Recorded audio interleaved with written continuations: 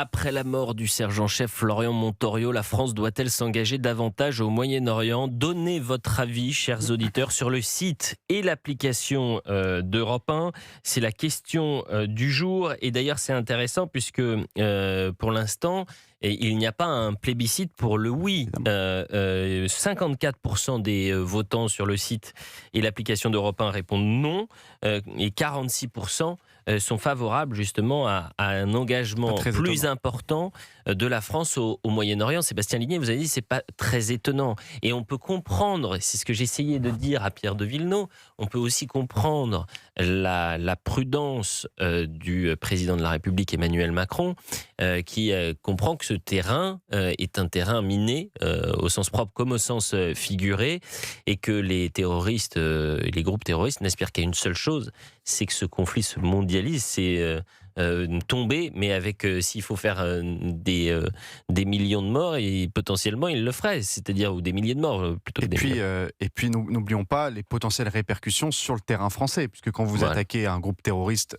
sur le terrain du Moyen-Orient, vous pouvez vous voulez dire l'importation d'un conflit, des attaques terroristes. Et puis pourquoi les Français sont aujourd'hui extrêmement mesurés sur l'intervention? Parce que si vous voulez, comme tous les peuples occidentaux depuis 1980, ils voient une succession d'interventions occidentales au Moyen-Orient pour renverser le terrorisme ou pour renverser des régimes en Irak, en Afghanistan, en Libye, maintenant en Iran.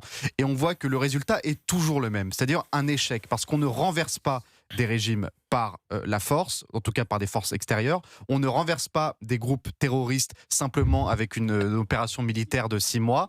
Et donc les Français voient une succession d'échecs militaires depuis 40 ans, 35 ans sur le Moyen-Orient. Ils se disent, moi, peut-être que maintenant on a assez soupé. Peut-être qu'on peut essayer autre chose. Peut-être que ce n'est pas la guerre de la France. Peut-être que la France peut cette fois rester en dehors de cela.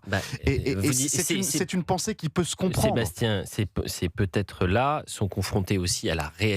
C'est-à-dire que vous avez des soldats français qui sont déjà sur zone, non pas pour des opérations offensives ou des opérations directes contre soit le Hezbollah, soit le régime islamique iranien, mais Arnaud Frion était mobilisé en Irak dans des missions d'opération notamment contre le terrorisme.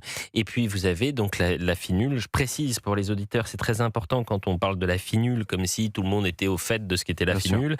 C'est la force intérimaire des Nations Unies au Liban, et elle a pour mission, cette FINUL, cette force intérimaire, eh bien de maintenir la paix. Ça a été créé en 1978, elle était implantée vraiment au sud du Liban, à la frontière entre le Liban et Israël. Vous imaginez, ça fait depuis 1978, et malheureusement, en donnant toutes ces informations, on comprend l'impuissance de la FINUL à maintenir la paix. Et aujourd'hui, la FINUL peut être une cible, notamment pour les terroristes, à tel point que ce week-end, un soldat français est tombé, le soldat Florian Montorio.